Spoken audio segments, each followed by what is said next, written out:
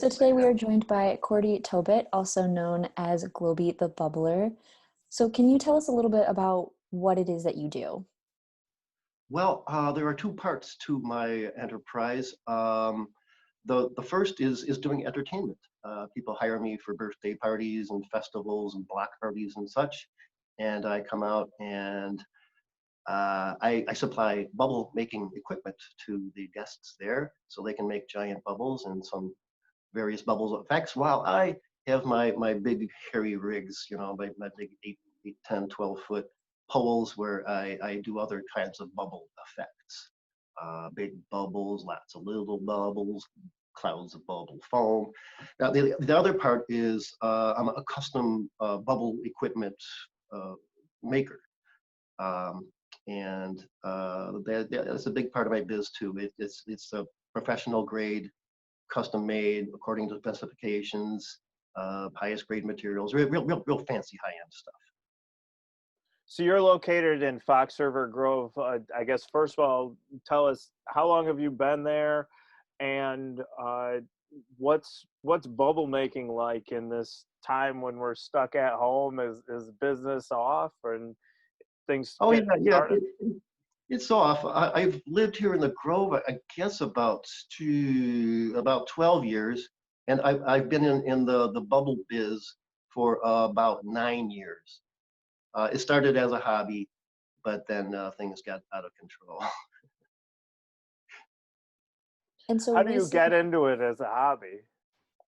Well, okay. If you look online, you'll find a video on YouTube of Sterling Johnson making giant bubbles on Stinson Beach in California, and it's these 60-foot long bubble tubes.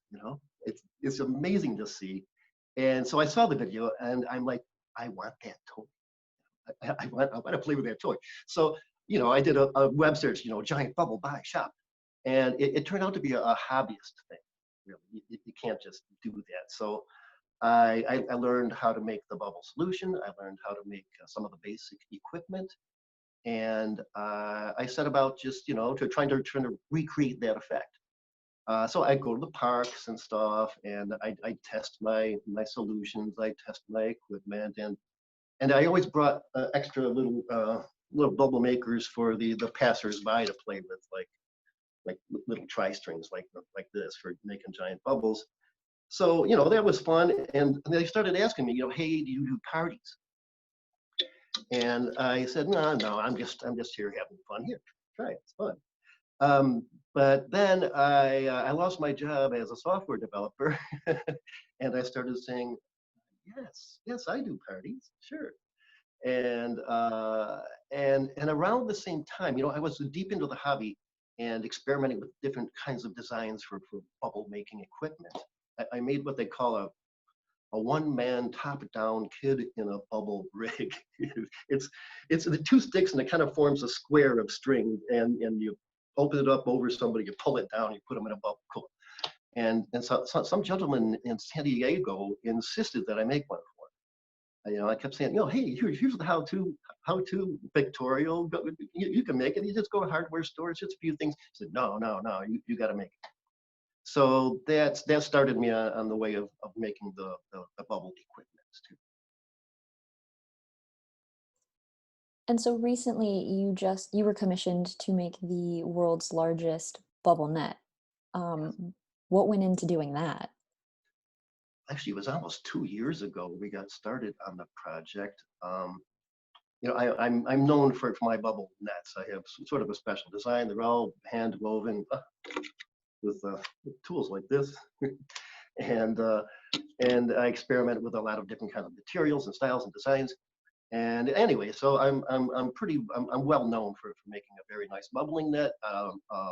Gary Perlman has been a client of mine for years. He gets a lot of stuff from me, almost every conceivable type of bubble making rig. And like I said, he collects records. It's sort of a hobby with him, is collecting Guinness records. As I mentioned earlier, I think he has 7 current active records. He's broken them 11 times, but he has 7 that still stand. And he said, hey, let's make a giant net. And I said, okay, fine. And I scouted the materials for them, and I came up. There's a special corn fiber tape yarn, which I found is very very useful for certain bubbling applications, and ridiculously huge bubbling nets is one of them. So you're giving away all your secrets now. I could just make a big bubble net on my own when I get that material, right? No, seriously, I have there's a video online on YouTube called Globy's Guide to Bubbling Nets, and I explained it all in excruciating detail.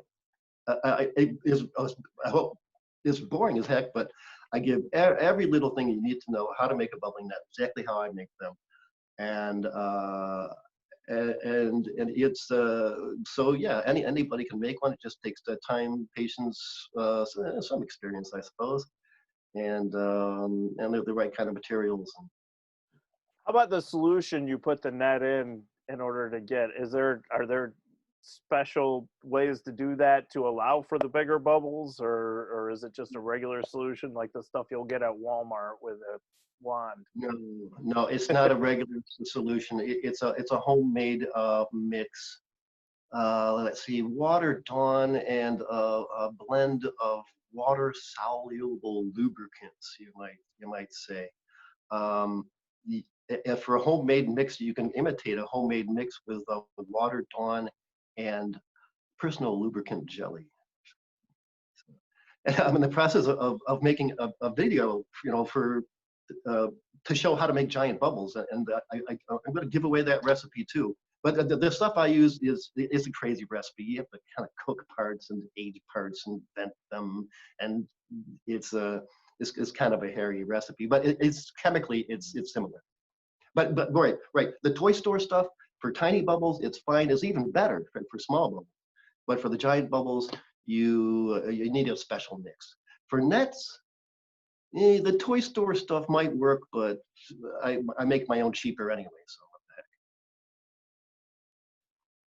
And So so what how oh,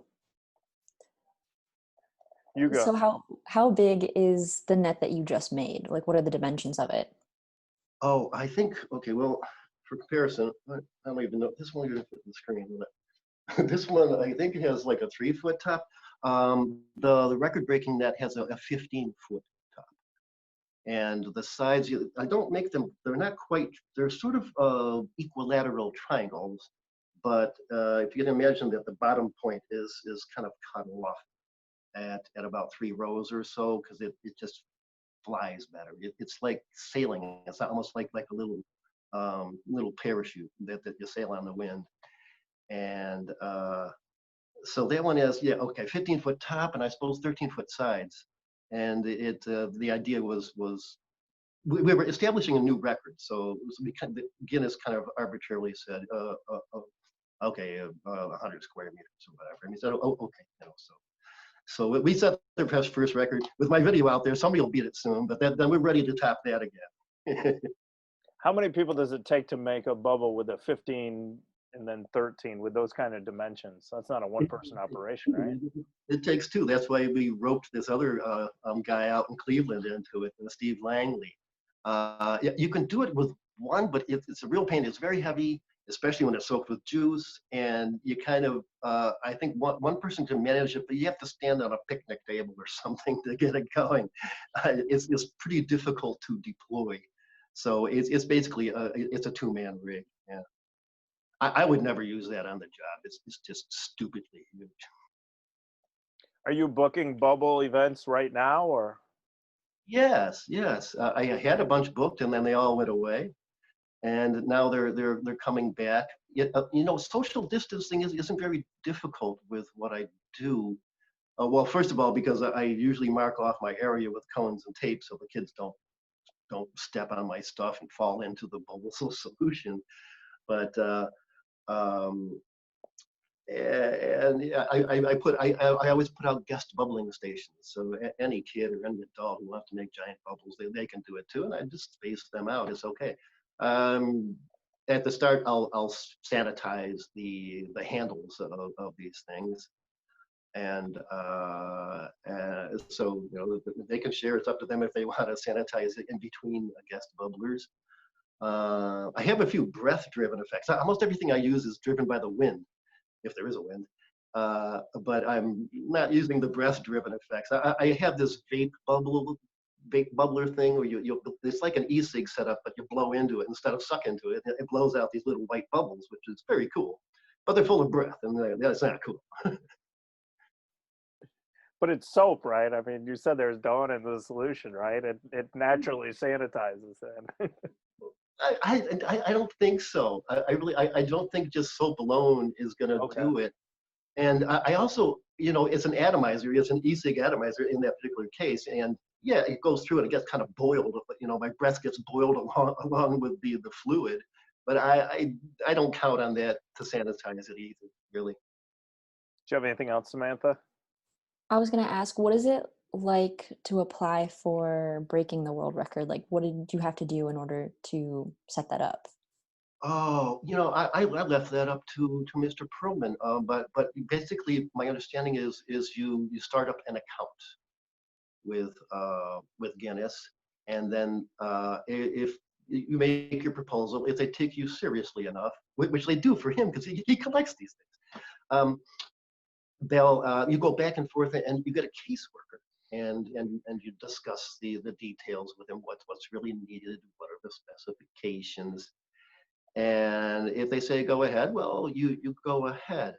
Now, we applied for this thing at this record, I think it was May last year. It takes them a while to process it, unless you pay the expedited adjudication fee. It comes through a little faster that way. I think it's $400 or something. But if you want to be patient and you're willing to risk somebody else breaking the record before yours gets through, you can just be patient. Yeah. So what's the status right now of the BubbleNet record? We won. We got it. Got it. Yeah. You've got Yeah. it. No. And do you know if anybody else is in the works trying to get it yet, or? I don't know yet. If they are trying, they're probably not talking, because they're talking with Dr. You Are Awesome, Gary Perlman. There's kind of a game when you want to break a record, you tell Guinness, but you don't tell anybody else, you know? Because they can easily step in and try to beat you. Now for the giant bubble record, it's just ridiculously huge. That gets broken over and over again, and sometimes the current winner will even help the next contestant in his efforts to beat it. You know, just with the photo ops and the fun. And with the outdoor bubble entertainers, there's a lot of sharing. They're not really uptight about keeping secrets and stuff, but when it comes to a proposed world record. Do you have any other proposals for him, or that you've worked with him on, or? No comment. No, we have something planned, but it's we're very much in the stage where we need to be clear with Guinness what is required, and then we'll have to work out the logistics, because I can make these things any size, but to actually get the thing in the air and making bubbles can be another challenge altogether.